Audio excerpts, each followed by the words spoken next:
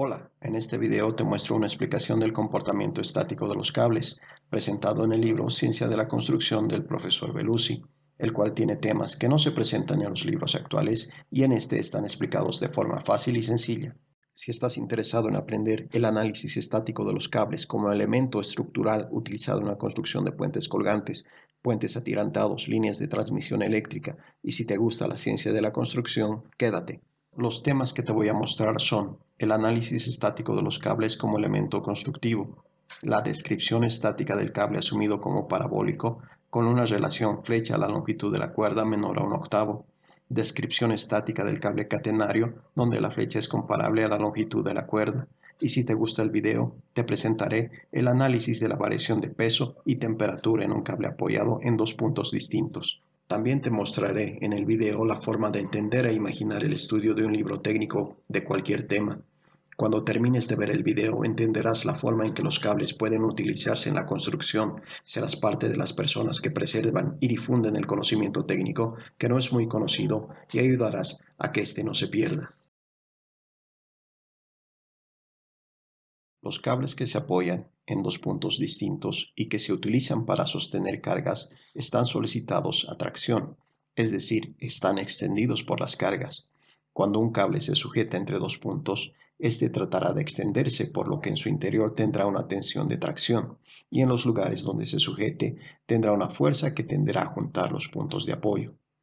Para la descripción del régimen estático se necesita saber las cargas que actúan sobre el cable, la longitud de la cuerda que separa los puntos de apoyo, la distancia más baja sobre la cual se extiende el cable y la longitud del cable mismo. Los cables, cuando se extienden, se adaptan a la funicular de las cargas que soportan. Por consiguiente, el estudio estático del cable es determinar la forma de la curva funicular, es decir, qué expresión matemática describirá esta curva y de qué parámetros dependerá la misma. Cuando se conoce la flecha que tendrá el cable, la solución de esta curva es inmediata, pero cuando se conoce la longitud del cable, se requiere del cálculo del desarrollo de la flecha.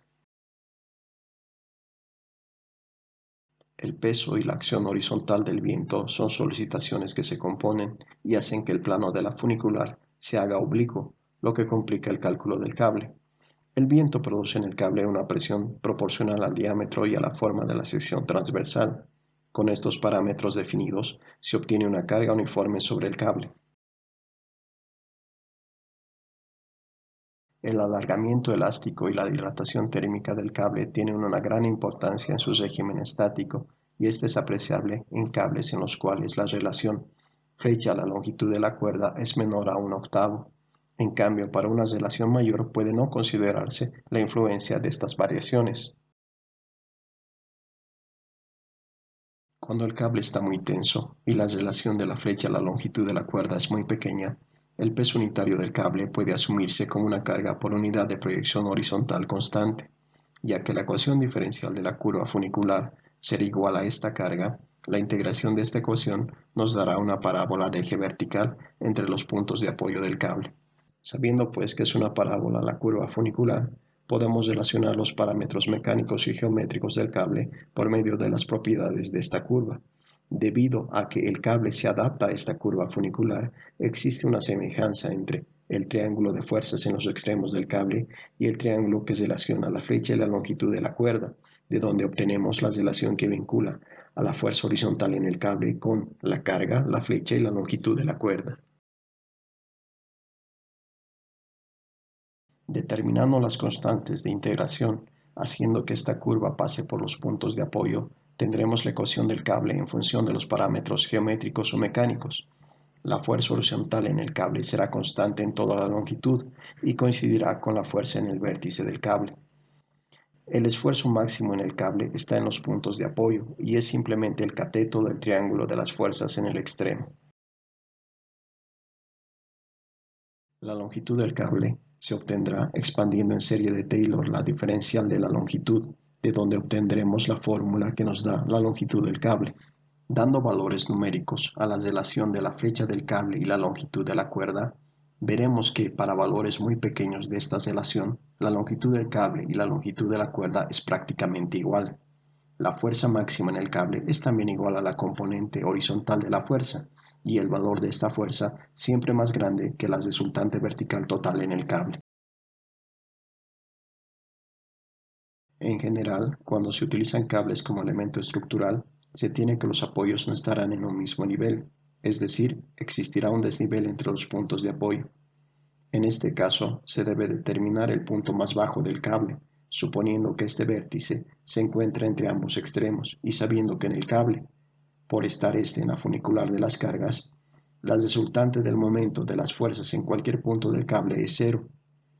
Con estas condiciones, haciendo que la resultante del momento de las fuerzas a izquierda y derecha del vértice sea cero, tendremos dos ecuaciones.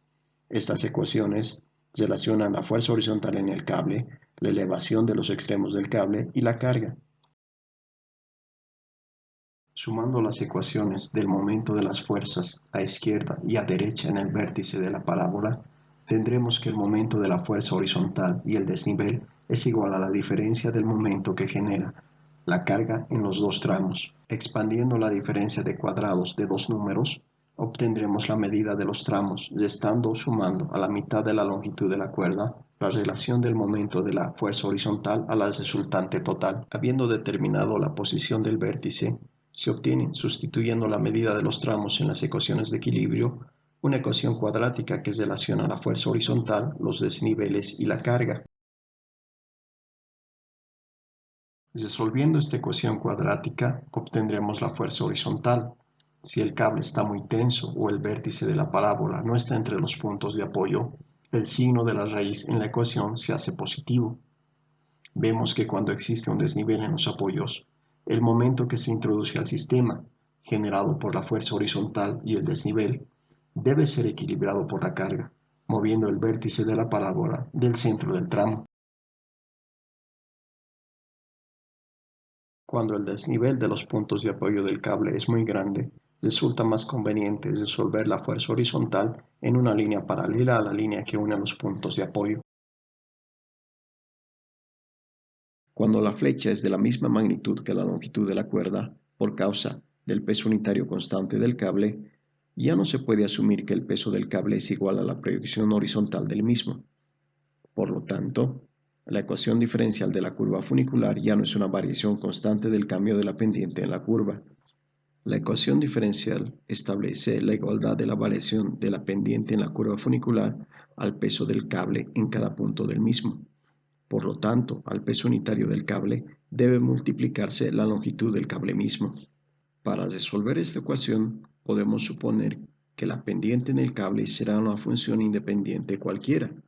Haciendo este cambio, tendremos una ecuación de variables independientes y separables. Integrando esta ecuación, encontramos que la relación entre la fuerza horizontal, la carga y la función que da la variación de la pendiente en la curva funicular es logarítmica. Resolviendo esta función, para la pendiente de la curva funicular tendremos, integrando nuevamente la variación de la pendiente de la curva, obtendremos la forma de la curva funicular, cuando la flecha y la longitud de la cuerda son comparables en magnitud y el peso unitario del cable ya no puede asumirse como constante sobre la longitud de la cuerda. Esta forma de la curva funicular es una función de exponenciales o una función hiperbólica de la fuerza horizontal, la carga y la distancia entre los apoyos del cable. A esta forma se denomina como la catenaria de la cuerda apoyada en dos extremos. La flecha en el cable se obtendrá de esta expresión reemplazando la medida total de la longitud de la cuerda. La fuerza en cualquier punto del cable se obtendrá de la forma de la curva funicular por la geometría de la misma, que resulta simplemente en multiplicar a la carga, el peso propio del cable, la ordenada del punto sobre el cual se quiere determinar esta fuerza, de donde obtendremos que la fuerza máxima en el cable es igual a la fuerza horizontal constante en el cable más la carga total en el cable por la flecha del mismo. La longitud del cable se obtendrá de la integración de un elemento diferencial del mismo, donde ya conocemos la forma de la curva funicular. La longitud del cable relaciona los parámetros mecánicos y geométricos mediante una función hiperbólica. Debemos notar que en el caso del cable parabólico y en el anterior, Lo que se buscó primero es la forma de la curva funicular. Una vez encontrada esa forma por las condiciones geométricas y mecánicas, se resolvió la estática del cable. Esta búsqueda de la forma es el común denominador cuando se utilizan los cables como elementos estructurales en la construcción. La búsqueda de la forma es en primera instancia lo que debe realizarse para que después se determine la deformada del cable frente a cargas variables que sean introducidas al sistema en equilibrio.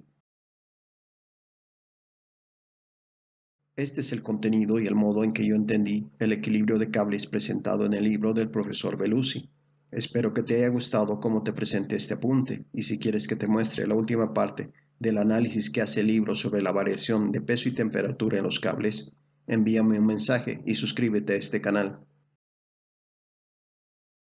Te dejo un formulario de las ecuaciones que se deducen en el libro, y te pido que si tienes los otros tomos del libro, los compartas. Así podremos divulgar esta forma de entender la ciencia de la construcción.